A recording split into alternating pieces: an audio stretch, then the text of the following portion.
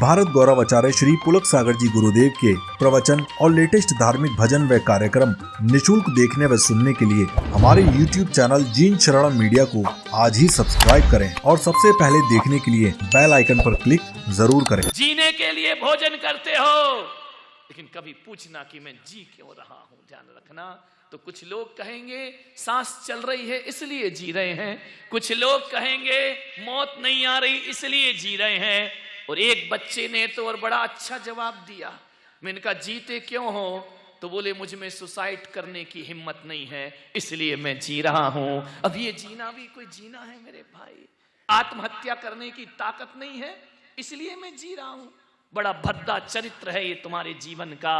मान्यवर, सांसों के लिए जी रहे हो? नहीं मेरे भाई, कुछ जियो जिंदगी में। क्या जीवन जीते हैं हम?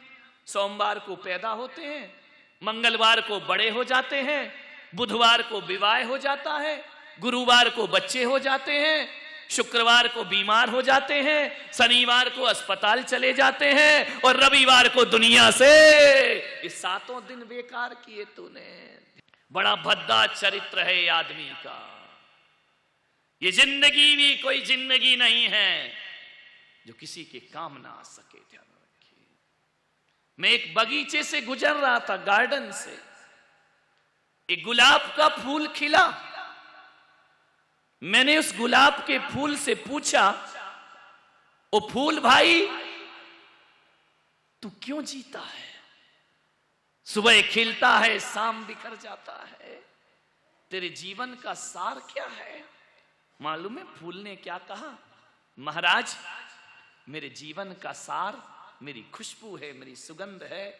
मैं बिखरने के बाद भी लोगों को महकाया करता हूं, लोगों को आनंदित किया करता हूं। मेरी जिंदगी का सार इत्र है। फूल ने हमसे पूछा, बताओ महाराज, इस आदमी की जिंदगी का सार क्या है? ये भी तो 100 साल खिलता है, बिखर जाता है। इसका सार क्या है?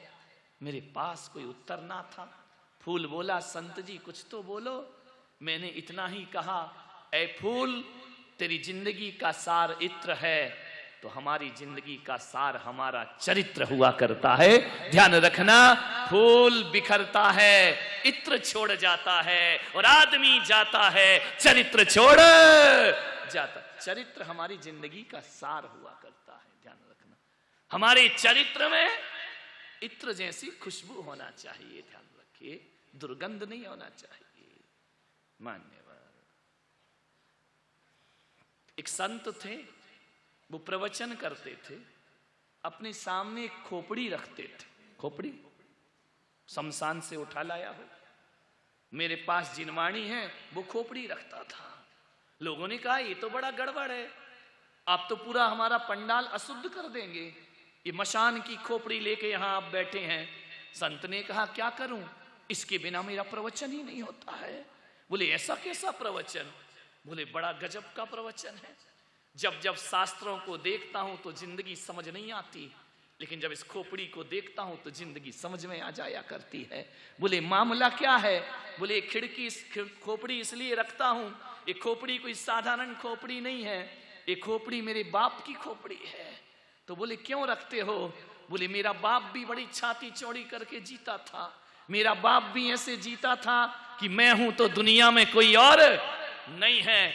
लेकिन आज मैं देखता हूं जो सिर हमेशा ऊंचा रहा करता था, आज शमशान में लोगों के पैरों की ठोकरें खा रहा है। इसका मतलब यही है कि इंसान ज्यादा अकड़ मत, ज्यादा गर्व मत कर। पैरों पे ठोकरें खाने वाली, आज जब मेरे बाप की ये हालत है, कल मेरी खोपड़ी की भी यही हालत होगी। घर से चला मुसाफिर, दिल में यही अरमान थे। एक तरफ बस्ती थी, एक तरफ शमशान थे। पैर हड्डी पर पड़ा, हड्डी के ये बयान थे। संभल कर चल मुसाफिर, हम भी कभी इंसान थे, हम भी कभी। संभल कर चल मुसाफिर, हम भी कभी इंसान थे। जब जब खोपड़ी देखता हूं, जिंदगी की सच्चाई याद आ जाया करती है। मैं आपसे निवेदन करता हूं, मंदिर जाते हो अच्छी बात है, रोज जाना चाहिए। तीर्थों की यात्रा करते हो अच्छी बात है, रोज करो। संतों के दर्शन करते हो, बहुत अच्छी बात है, रोज करना चाहिए। लेकिन मैं पुलक सागर आपसे कहता हूं, दिन भर में जब भी टाइम मिले, कहीं जाओ या ना जाओ, शमशान जरूर जाना चाहिए, मरघट में जरूर जाना चाहिए। और किसी की जलती हुई चिता को रोज देखा करो। अरे भगवान के परिक्रमा लगाओगे, जिंदगी समझ में नहीं आएगी। चिता की परिक्रमा लगाओ, जिंदगी समझ में आ जाएगी। सोचिए विचार, एक जलती हुई चिता को रोज देखना। शायद जो क्रांति वैष्णव देवी सम्मेद शिखर की यात्रा से ना हो, वो क्रांति हमारे जीवन में जलती हुई चिता को देख करके हो जाए। क्षण भरी सही, चिता जीवन का पाठ पढ़ाया करती है। आया था जब सिकंदर, हौसले तो आली थे, जब गया था दुनिया से दोनों हाथ। सिकंदर की मृत्यु होने का समय आया।